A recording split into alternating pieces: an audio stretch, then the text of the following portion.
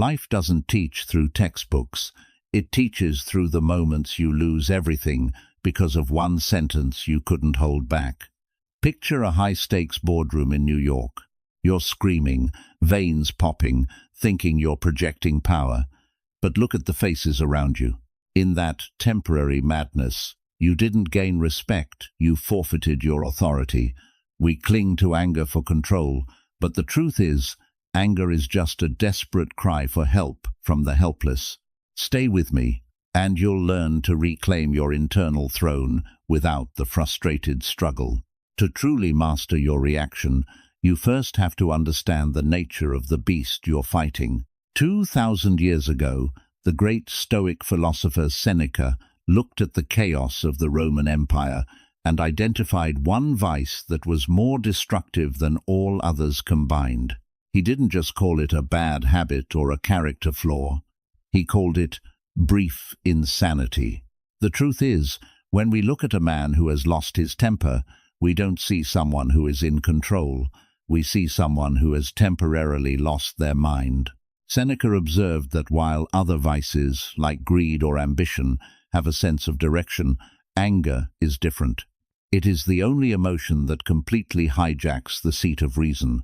It doesn't want to negotiate, it wants to burn everything down, even if it burns itself in the process. Think about that for a second. Have you ever said something in the heat of a moment that took years to fix? Have you ever sent an email in a state of rage that permanently altered your reputation at work? In those moments, you weren't really there. The person who built your career, the man who values his family, the professional who prides himself on his logic, that person was pushed out of the driver's seat. In his place sat a madman. Seneca used a chillingly powerful analogy to describe this. He said that anger is like a building that collapses upon itself just to crush the person standing underneath it. It is a suicide mission. When you allow your anger to explode toward a colleague, a competitor, or a loved one, you might feel like you're exerting force. You might feel like you're being tough or dominant, but the reality is the exact opposite. You are the building. You are shattering your own peace, your own dignity, and your own authority just to deliver a temporary blow to someone else. The real danger is that we often mistake this temporary madness for a tool. In a culture that celebrates the alpha who shouts the loudest, we've been conditioned to believe that being dangerous means being reactive. We cling to our temper because we think it protects us from being walked over. But look closely at the most powerful people you know, not the ones who pretend to be powerful, but the ones who actually are. Do they spiral every time they're provoked? No. They have reclaimed the power to choose their response. The frustrated struggle we feel when someone cuts us off in traffic or mocks us in a meeting comes from a place of perceived weakness. We feel like we have to scream to be heard. But Seneca invites us to see the flip. Anger isn't a sign of strength. It's the ultimate admission of defeat. It's the moment you tell the world that you are no longer the master of your own mind. Trust me, the real power lies in the gap between the trigger and the reaction. If you allow a single comment from a stranger or a mistake from a subordinate to dictate your emotional state, you are a slave to their actions. You are giving them the keys to your life. So, take a step back and look at your own life. Think about the last time you felt that heat rising in your chest. Ask yourself, who is really driving this ship? Are you the captain, navigating with discipline and clarity, or have you stepped aside and let a madman take the wheel?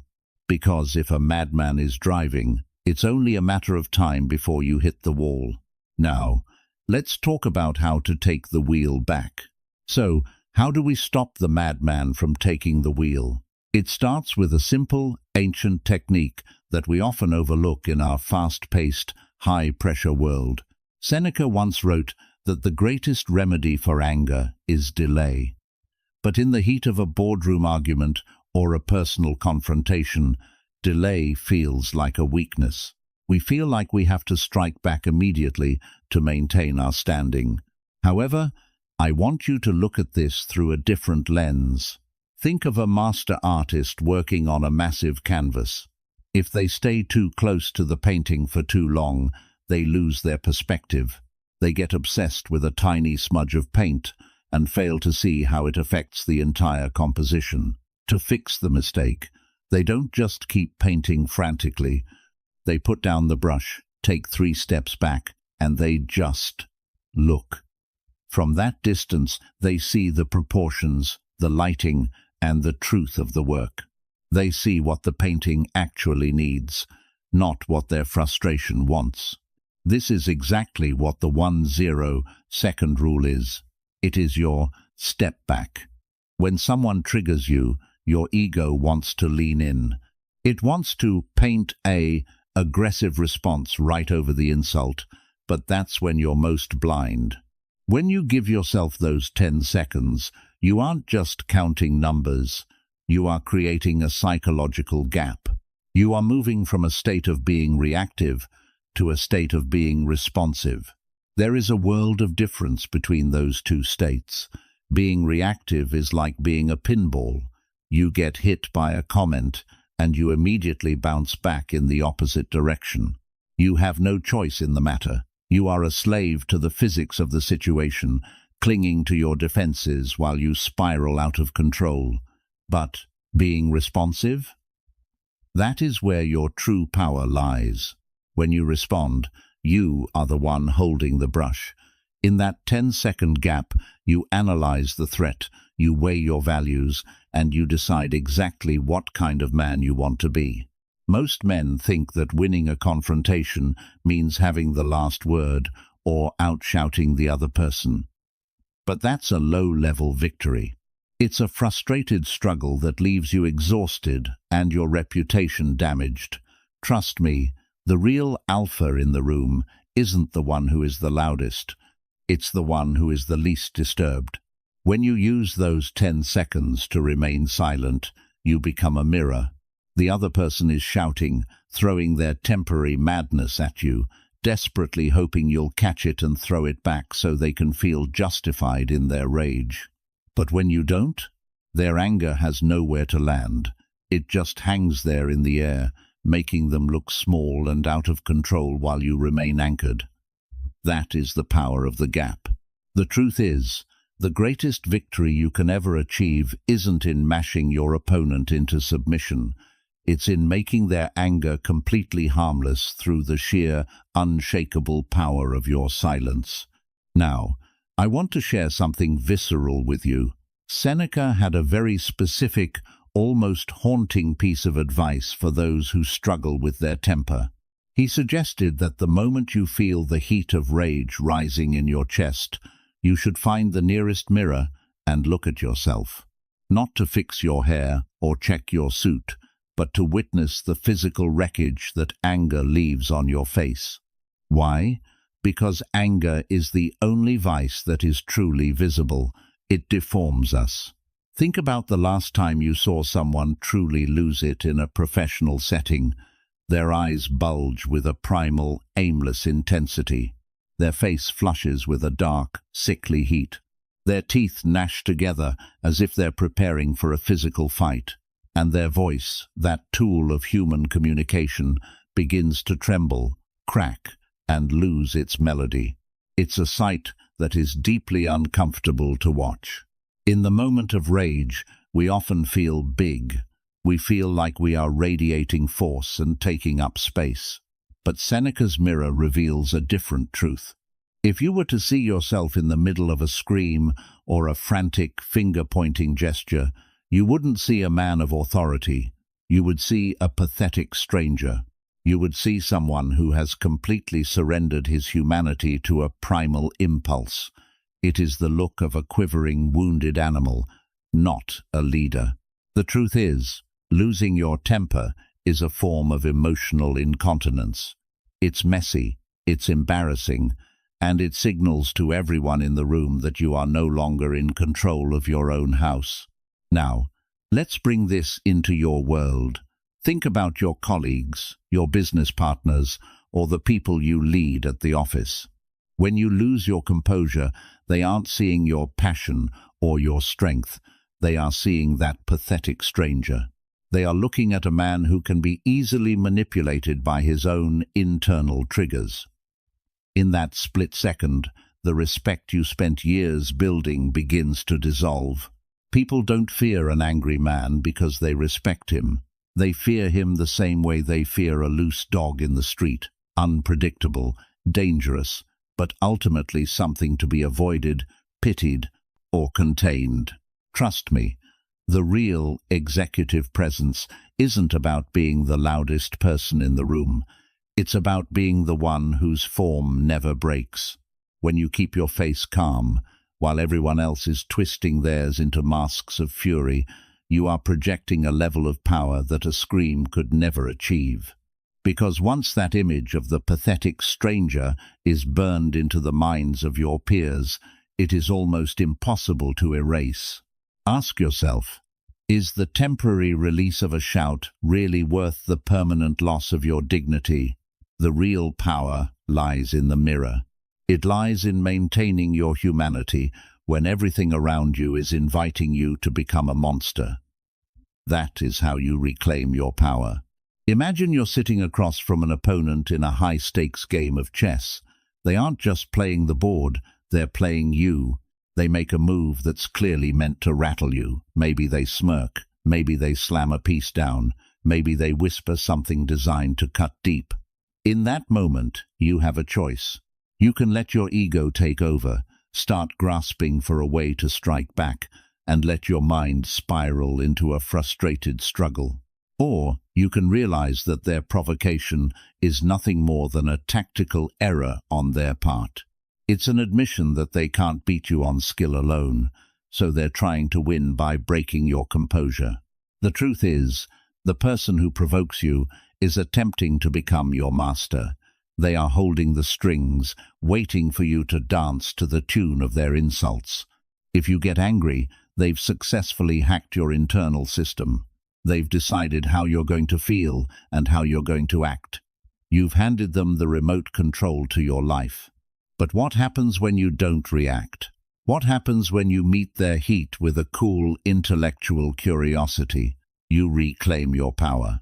You aren't just ignoring them, you're observing them like a scientist studying a specimen. You see the desperation behind their words. You see the weakness they're trying to hide with their noise. While they are exhausted by their own theater, you remain in an effortless flow. In the professional world, this is the ultimate power move. Whether it's a client trying to lowball you or a colleague attempting to undermine you in front of the team, recognize the game for what it is. It's a trap designed for the weak. Don't be a puppet dancing for their amusement. Be the one who cuts the strings.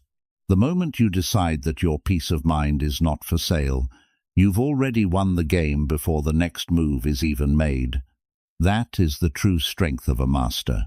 So, ask yourself the next time someone tries to push your buttons, are you going to play their game, or are you going to change the rules?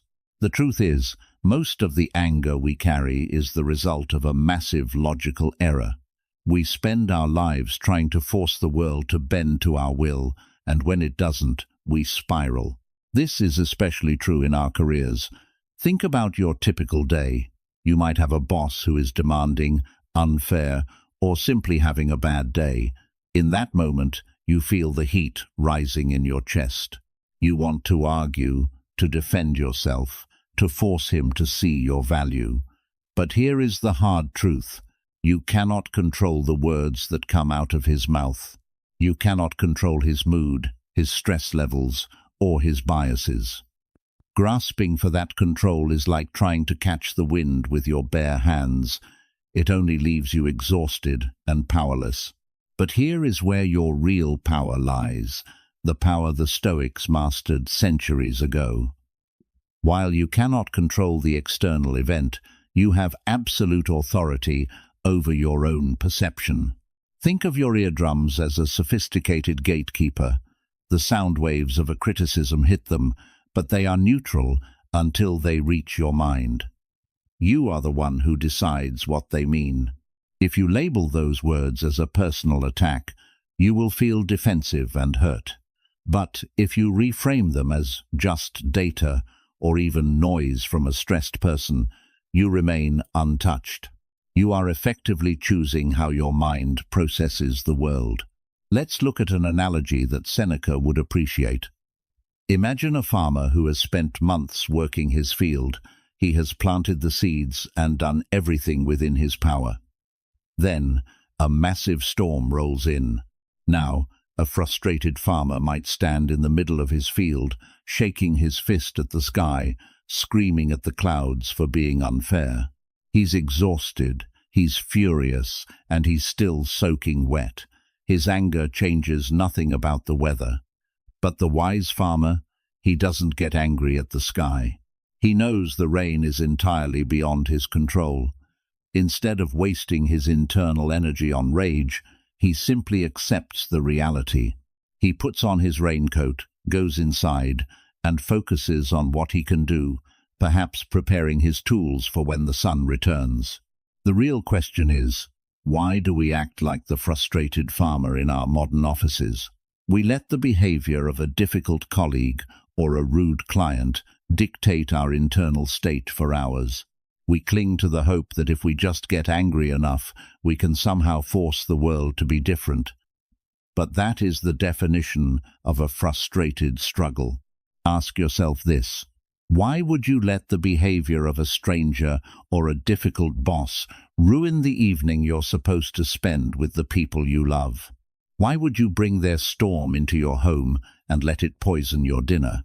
When you separate what you can control from what you cannot, you realize that your peace is far too valuable to be traded for the errors of others. Trust me, the secret to true decompression isn't finding a world without stress. It's building a mind that refuses to own it. Your power isn't in changing the weather, it's in knowing when to put on your raincoat. That is the strength of the move toward an effortless flow. That is the power of letting go.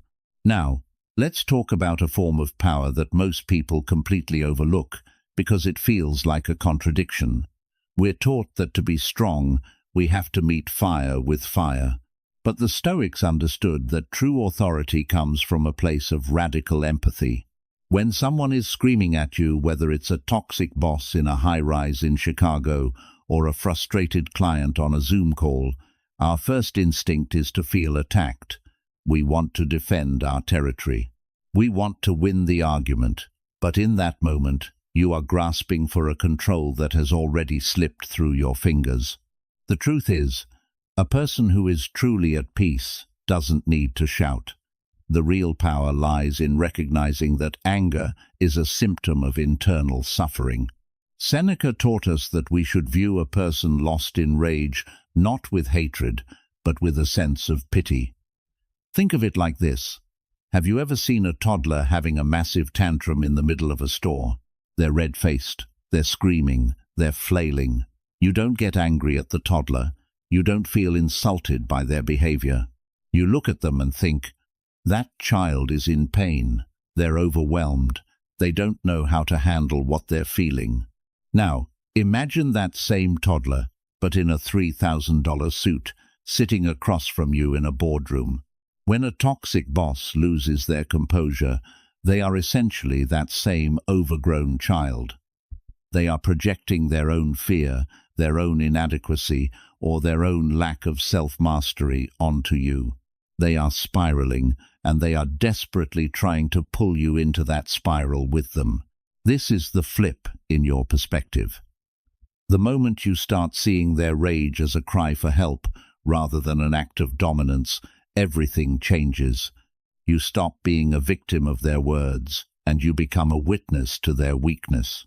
Instead of a frustrated struggle to prove you're right, you move into an effortless flow of observation. You realize that their behavior has everything to do with their internal chaos and absolutely nothing to do with your value.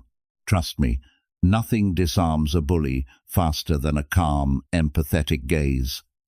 When you look at a screaming boss and see a person who is secretly terrified or deeply unhappy, you reclaim your internal throne. You don't need to shout back. You don't need to cling to your defenses. You simply remain grounded. You are the adult in the room. So, the next time you find yourself in the crosshairs of someone's temporary madness, don't build a wall of hate. Build a bridge of understanding. Ask yourself, what kind of internal hell must this person be living in to act this way? That isn't being soft. That is being untouchable. That is the strength of the quiet mind. Because when you stop being insulted and start being curious, you aren't just winning the moment you're mastering the man. Why do we get so angry when someone disrespects us? If you look closely at the root of your rage, you'll find a very specific, very loud idea of how important you think you are. We live in a culture that tells us to know our worth and stand up for ourselves. But there's a trap hidden in that advice. When you build a massive, rigid identity for yourself, you are essentially creating a giant target. The more important you feel, the easier it is for the world to offend you. Every missed promotion, every rude comment in the parking lot, and every perceived slight from a colleague becomes an arrow hitting that target. You spend your entire life in a frustrated struggle, constantly on guard, desperately trying to protect a fragile image of yourself. The Stoics had a different approach. They practiced what we might call ego death. Seneca understood that anger is almost always fueled by the belief that we are too significant to be mistreated. We think, how dare they speak to me like that? Or, don't they know who I am? But the truth is, the world doesn't owe you a specific level of deference. When you cling to the need for respect, you hand over your power to every person you meet. You become a slave to their opinion of you. But let's flip the perspective. Imagine the most powerful force in nature, the ocean. Does the ocean get angry when you throw a stone into it? Does a mountain feel insulted when a climber treads on its peaks? Of course not. They are too vast, too grounded, and too certain of their existence to be bothered by something so small. The stone sinks, the mountain remains. This is what it means to be truly powerful. If your character is built on internal virtue rather than external status, then no insult can actually reach you. It doesn't hit a target. It just falls through you like a stone through empty space. When you let go of the need to be important, you enter an effortless flow. You stop wasting your energy defending a mask. You realize that if someone calls you a name, it doesn't change the chemical composition of your blood. It doesn't alter your ability to think, to lead, or to love. The real power lies in being unstrikable. If there is no ego there to be wounded, the offense simply ceases to exist. Trust me, the most dangerous man in the room isn't the one who is ready to fight over a dirty look. It's the one who is so secure in his own skin that he doesn't even notice the insult. He has reclaimed his peace by realizing that his value is not up for debate. So, ask yourself, what are you holding on to so tightly? What part of your identity are you exhausting yourself to protect? If you want to be untouchable, you have to be willing to let that version of yourself die. That is the only way to find true, unshakable strength. We often talk about staying in the present moment, but when it comes to anger, the present is a dangerous place. In the heat of a conflict, your vision narrows, your heart races, and you feel like the only way to reclaim your dignity is to strike back. You feel justified, you feel powerful, but this is an illusion. I want you to try a technique that will change the way you navigate tension. The next time you feel that heat rising before you speak, before you hit send, give yourself exactly 3 seconds. In those 3 seconds, I want you to look into the future. I want you to perform a mental future pacing. Visualize the worst-case scenario with crystal clarity. See yourself walking out of the office with your belongings in a box because you finally said what you really thought to the wrong person.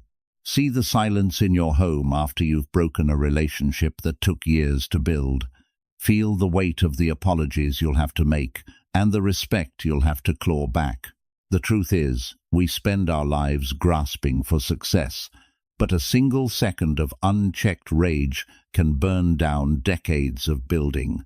Your anger doesn't just hurt the other person, it traps you in a spiral of regret. That is the definition of a frustrated struggle. When you visualize the aftermath, you are effectively cutting the strings of the madman trying to drive your ship. You are choosing an effortless flow by avoiding the wreckage before it happens. This isn't about fear, it's about clarity. It's about understanding that your reputation and your peace are far too valuable to be traded for a moment of feeling right. There is actually a secret that the most successful individuals, those who manage high-stakes environments on Wall Street or lead global organizations, keep very close to their chest. They don't just react, they have a specific way of anchoring their mind that makes them almost untouchable. It's a deeper level of mind mastery that we are about to dive into, and trust me, once you understand it, you will never look at a provocation the same way again. At the end of the day, we have to realize that life isn't about controlling the results, but about mastering ourselves. We've spent this time dissecting the temporary madness of anger, looking into Seneca's mirror, and learning to step back like an artist. The truth is simple. Anger is slavery. Every time you lose your temper, you are handing your chains to someone else. You are letting them decide your worth, your mood, and your peace. But calmness? Calmness is the ultimate freedom. It is the ability to stand in the middle of a storm and remain untouched. It is the final transition from a frustrated struggle into an effortless flow. If you've reached this point, you're already ahead of most. You're choosing to reclaim your power.